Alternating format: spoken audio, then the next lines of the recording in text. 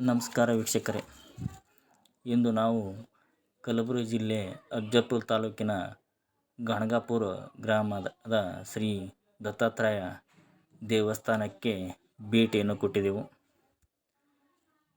ಈ ದತ್ತಾತ್ರೇಯ ದೇವಸ್ಥಾನದ ವಿಶೇಷತೆ ಏನಪ್ಪ ಅಂದ್ರೆ, ಇಲ್ಲಿ ತ್ರಿಮೂರ್ತಿಗಳನ್ನು ಹೊಂದಿರತಕ್ಕಂಥ ಶ್ರೀ ಬ್ರಹ್ಮ, ವಿಷ್ಣು, ಮಹೇಶ್ವರ ಇವು ಮೂರು ಮೂರ್ತಿಗಳು ಒಂದೇ ಇದರಲ್ಲಿ ಕಾಣಬಹುದು. ಅದು ದತ್ತಾತ್ರೇಯಲ್ಲಿ ಕಾಣಬಹುದು.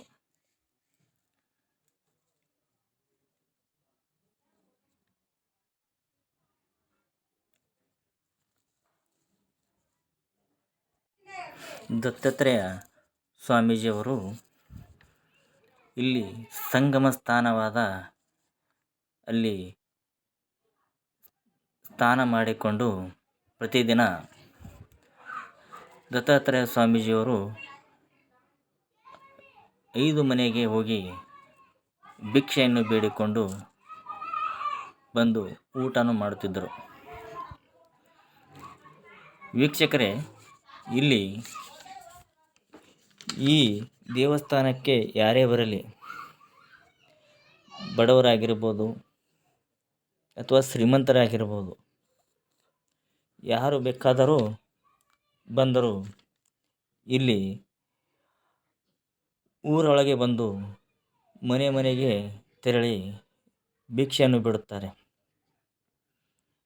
ಭಿಕ್ಷೆಯನ್ನು ಬೇಡಿ ಆ ಭಿಕ್ಷೆಯಿಂದ ತಂದ ಆಹಾರವನ್ನು ಊಟ ಮಾಡಿಕೊಂಡು ಬರುತ್ತಾರೆ. ಅವರು ಯಾಕಂದ್ರೆ ಬಡವರಾಗಿರ್ಬೋದು, ಶ್ರೀಮಂತರಾಗಿರ್ಬೋದು, ಆ ಗುಣಗಳು ನಮ್ಮಲ್ಲಿ ಬರಬಾರ್ದು, ಕೆಟ್ಟ ವಿಚಾರಗಳು, ಕೆಟ್ಟ ಗುಣಗಳು ಬರಬಾರ್ದು ಅಂದ್ಕೊಂಡು ಅವರು ಹಾಗೆ ಇಲ್ಲಿ ಒಂದು ರೂಢಿಯನ್ನು ಮಾಡ್ಕೊಂಡು ಬಿಟ್ಟಿದ್ದಾರೆ. ಅದಕ್ಕಿಂತ ಮುಖ್ಯವಾಗಿ ನಮ್ಮ ಗುರುಗಳು ಆದವರು ಪ್ರತಿದಿನವೂ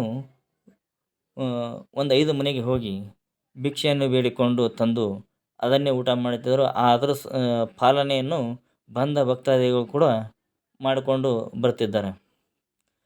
ವಿಶೇಷಪ್ಪ ಅಂದ್ರೆ, ಈ ದೇವಸ್ಥಾನದ ವಿಶೇಷ ಹೇಳಬೇಕಪ್ಪ ಅಂದ್ರೆ, ಸುಮಾರು 7 ಋಷಿಮುನಿಗಳು ತಪಸ್ಸನ್ನು ಕೈಗೊಂಡಿರ್ತಾರೆ.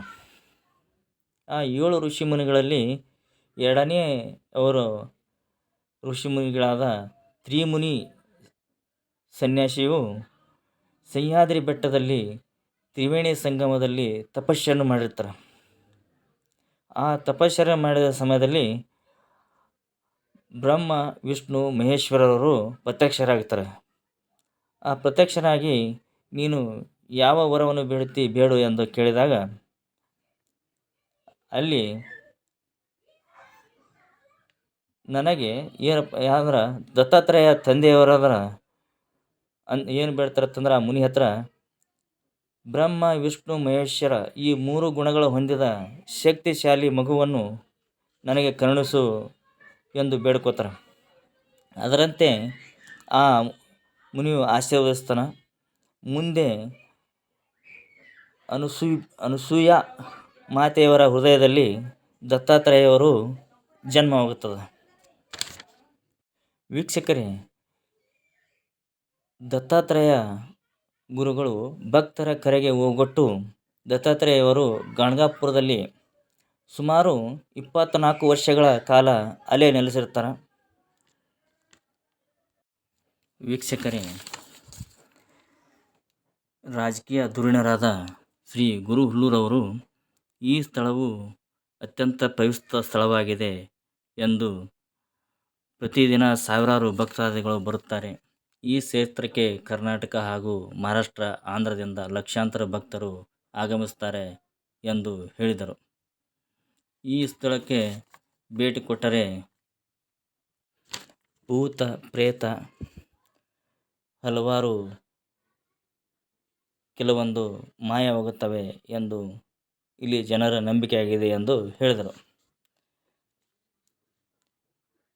ಭಕ್ತಿಯ ಸ್ಥಾನ, ಕರ್ಮಸ್ಥಾನ, ಮುಕ್ತಿಯ ಸ್ಥಾನ ಎಂದು ಕರೆಯುತ್ತಾರೆ ಎಂದು ಮಾತನಾಡಿದರು. ಆದುದರಿಂದ ಪ್ರತಿ ವರ್ಷ ಲಕ್ಷಾಂತರ ಭಕ್ತರು ಭೇಟಿ ಕೊಡುತ್ತಾರೆ ಎಂದು ಹೇಳಿದರು. ಅವದುಂಬರ ವೃಕ್ಷವಿದೆ, ಅದರ ಕೆಳಗೆ ಗುರು ಪಾರಾಯಣ ಮಾಡುತ್ತಾರೆ. ಹಾಗೆ ವೃಕ್ಷದ ಕೆಳಗೆ ಸುತ್ತಲೂ ಪ್ರದಕ್ಷಿಣೆಯನ್ನು ಹಾಕುತ್ತಾರೆ ಎಂದು ಹೇಳಿದರು. ಪ್ರಿಯ ವೀಕ್ಷಕರೇ, ಸ್ವಲ್ಪ ದೂರದಲ್ಲಿ ಭಸ್ಮರಾಶಿಯನ್ನು ಹೊಂದಿದ ಬೆಟ್ಟವಿದೆ. ಅಲ್ಲಿ ಶೆಟ್ಕಲ ತೀರ್ಥ, ನರಸಿಂಹ ತೀರ್ಥ, ಭಾಗೀರಥ ತೀರ್ಥ, ಪಾಪ ವಿನಾಶ ತೀರ್ಥ, ಕೋಟಿ ತೀರ್ಥ, ಮನ್ಮಥ ತೀರ್ಥ, ರುದ್ರಪಾದ ತೀರ್ಥ, ಹೀಗೆ ಷಟ್ ತೀರ್ಥಗಳನ್ನು ಹೊಂದಿರತಕ್ಕಂಥ ಅಲ್ಲಿ ಇದೆ. ಅದರ ಜೊತೆಗೆ ಅಲ್ಲಿ ನದಿಯಲ್ಲಿ ಸ್ನಾನ ಮಾಡಿ ನಂತರ ಈ ಭಸ್ಮವನ್ನು ಲೇಪಿಸಿಕೊಳ್ಳುತ್ತಾರೆ. ವೀಕ್ಷಕರೇ, ರೋಗ ರುಜಿನಗಳನ್ನು ಹೋಗಲಾಡಿಸುತ್ತದೆ ಎಂದು ಇಲ್ಲಿ ಜನರ ನಂಬಿಕೆಯಾಗಿದೆ. ಪ್ರಿಯ ವೀಕ್ಷಕರೇ, ಇಲ್ಲಿ ಸಂಗಮ ಪವಿತ್ರ ಸ್ಥಾನದಲ್ಲಿ ಯಾರೇ ಬಂದರೂ ಪವಿತ್ರ ಸ್ಥಾನವನ್ನು ಮಾಡಿಕೊಂಡು ಬರುತ್ತಾರೆ ಇಲ್ಲಿ. ಹಾಗೆ ನೀವು ಕಾಣಬಹುದು ವೀಕ್ಷಕರೇ, ಇಲ್ಲಿ ವಿಭೂತಿಗಳನ್ನು ಎಷ್ಟೊಂದು